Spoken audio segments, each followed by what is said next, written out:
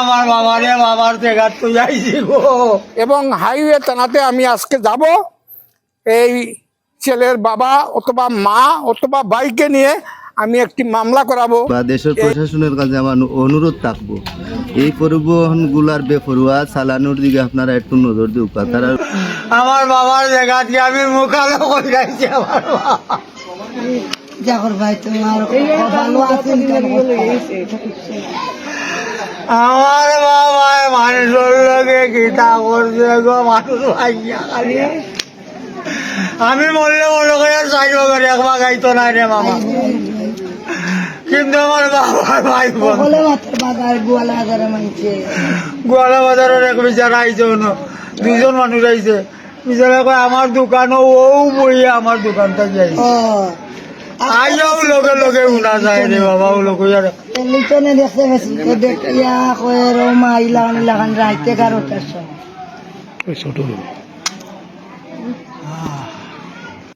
আমি যে মারা গেছে বিশ্বজিৎ সূত্রধর, আমার খালাতো ভাই, বেগমপুর আওয়ার সময় মোটর বাইকে লইয়া আওয়ার সময় এ অলরেডি রাস্তার এক সাইডেই আসিল।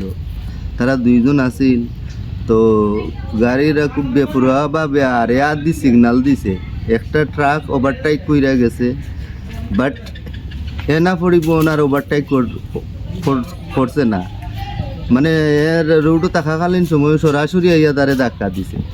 পিছনে যে আসলে বিষয়টা আমরা কিছুটা হয়েছে যে সরাসরি ধাক্কা দেওয়ার কারণে তো লগে লগে তো আর কিচ্ছু হওয়ার নাই, পিছনের জন পড়ে গেছে নিচে, আর এ গাড়ির সরাসরি ভিতরে ঢুকে গেছে মোটর সাইকেল শো জায়গাতেই মারা গেছে।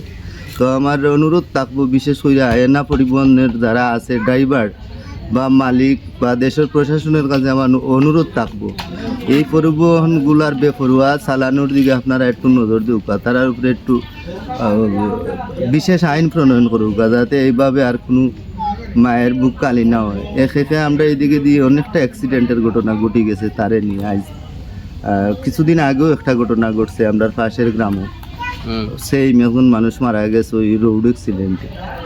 ও আমি ব্যক্তিগতভাবে আবার কইম, বিশেষ করে প্রশাসনের নজরে এই বিষয়টা নেওয়া আমি দরকার মনে করতাম। বিশ্বজিৎ এবং মোহন দুজনই যখন দেখছে যে হেনা গাড়িটা আসতেছে উত্তর দিকে দক্ষিণ দিকে যাওয়ার পথে, তখন তারা হাত দিয়ে হেনা গাড়িকে সিগন্যাল দিচ্ছে। সিগন্যাল দেওয়ার পরও হেনা গাড়ি তার গতিরোধ কম ছিল, কম থাকা সত্ত্বেও এরা এত দুর্নীতিবাজ, হেনা গাড়ির মতো হেনা এবং শ্যামলী বিভিন্ন যে কোম্পানির গাড়িগুলো আছে এরার মতো বেদব গাড়ি আর বাংলাদেশে মনে হয় দ্বিতীয় আর নাই। এই বেদব গাড়িগুলা আমাদের সিলেট টু ঢাকা রাস্তায় অনেক মানুষের প্রাণ নিয়েছে।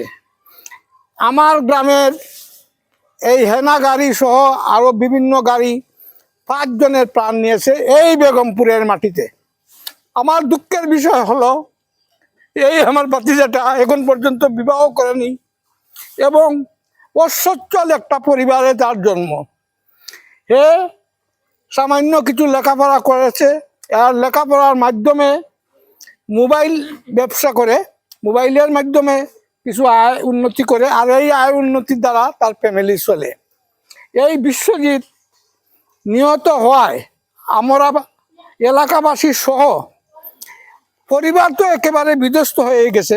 এবং হাইওয়ে থানাতে আমি আজকে যাব এই ছেলের বাবা অথবা মা অথবা ভাইকে নিয়ে আমি একটি মামলা করাবো এই হেনা গাড়ির বিরুদ্ধে।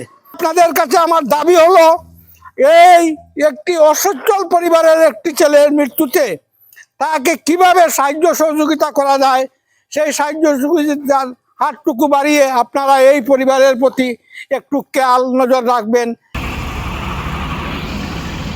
না ড্রাইভার আটক না, গাড়ি আটক আছে। গাড়ি আটক মামলা প্রক্রিয়াধীন আছে আর কি। তারা অভিযুক্তের